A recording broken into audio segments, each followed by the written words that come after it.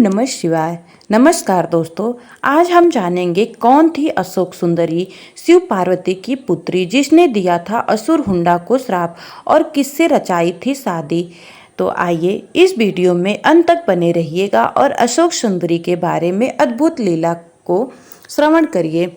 दोस्तों, भगवान शिव के दो पुत्र कार्तिकेय और श्री गणेश जी के बारे में हर किसी को मालूम है, लेकिन क्या आप जानते हैं भगवान शिव और माता पार्वती की पुत्री भी थी जिनका नाम था अशोक सुंदरी।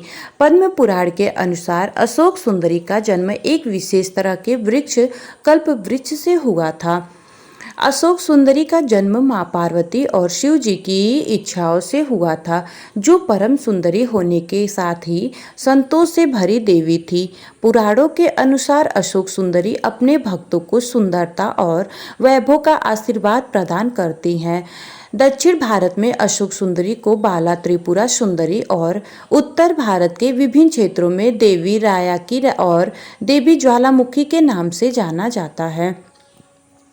पद्म पुराण में अशोक सुंदरी की कहानी का उल्लेख वर्णित है।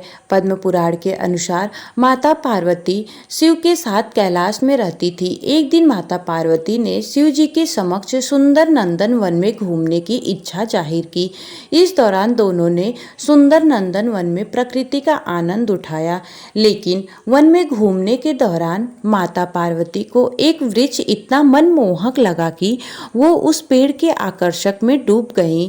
माता पार्वती ने जब इस वृक्ष के बारे में जानना चाहा तो शिव जी ने कहा, ये वृक्ष को साधारण वृक्ष नहीं है, बल्कि कल्प वृक्ष है जो सभी तरह की इच्छाओं को पूरा करता है। दोस्तों, अगर अभी तक आप मेरे चैनल को सब्सक्राइब नहीं किए हैं तो कृपया चैनल को सब्सक्राइब करके बेल आइकन दबा दें, ताकि मैं आपको ऐसे ही जानकारियां देती रहूं। आइए कथा को सुनते हैं। इसके बाद माता पार्वती ने कल्प वृक्ष की परीक्षा लेने के लिए एक सुंदर पुत्री की इच्छा जताई, जो फौरन ही पूरी हो गई। कल्प वृक्ष से बेहद ही सुंदर लड़की की उत्पत्ति हुई। कन्या ने माता पार्वती से पूछा, आपने मुझे क्यों उत्पन्न किया, मुझे क्या काम करना है। जिस पर माता पार्वती ने कहा कि मैंने केवल तुम्हें जिज्ञासावश उत्पन्न किया है, परंतु अब जब तुम उत्पन्न हो ही गई हो, मैं तुम्हें अशोक सुंदरी नाम देती हूँ। भविष्य में चंद्रवंश में नहुष नाम के एक राजा का जन्म होगा, जिससे तुम्हारा शादी होगा। इस तरह अशोक सुंदरी माता पार्वती और शिव जी की पुत्री कहलाई। अशोक सुंदरी का नाम का अर्थ है एक ऐसी स्त्री जिसे कभी भी कोई दुख ना हो।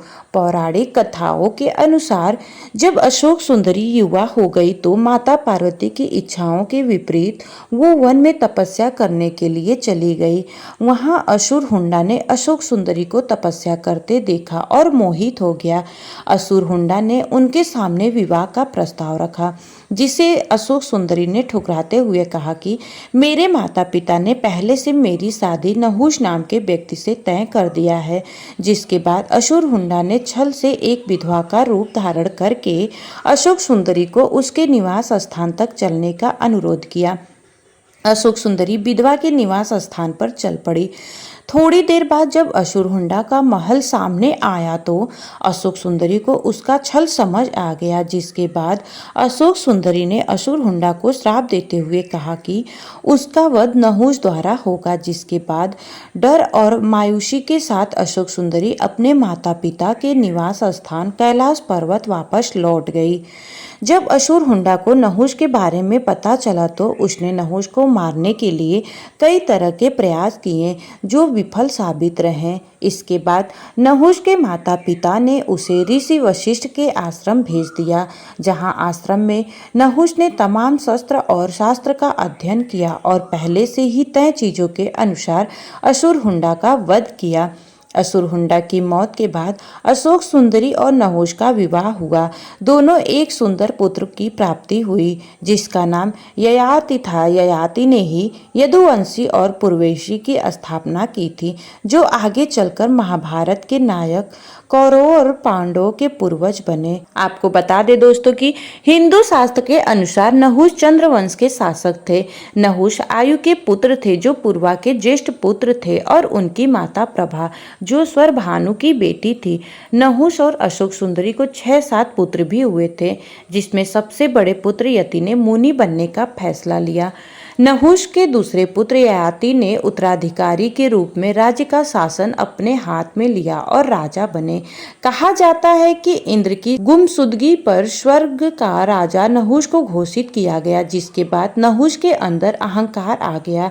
उन्होंने इंद्र की पत्नी इंद्राणी को लुभाने का प्रयास किया, जिसके कारण उन्हें श्राप मिला और उन्हें सर्प रूप धारण करना पड़ा। नहुष इस रूप में जब तक रहे तब तक उनकी मुलाकात युधिष्ठिर से नहीं हुई। ये घटना तब घटी जब पांडव हिमालय की ओर अपनी अंतिम यात्रा कर रहे थे। इस दौरान भीम की नजर एक सर्प की ओर गई, जिसके बाद युधिष्ठिर ने उन्हें श्राप से मुक्ति दिलाई। अशोक सुंदरी, असुरहुंडा और नहुष की कहानी से ये सीख मिलती है कि सुंदरता का लालच आपको किसी हद तक अधर्म के रास्ते में धकेल सकता है। तो आपको मेरी ये जानकारी कैसी लगी, कमेंट में ओम नमः शिवाय लिखकर जरूर बताइएगा। धन्यवाद।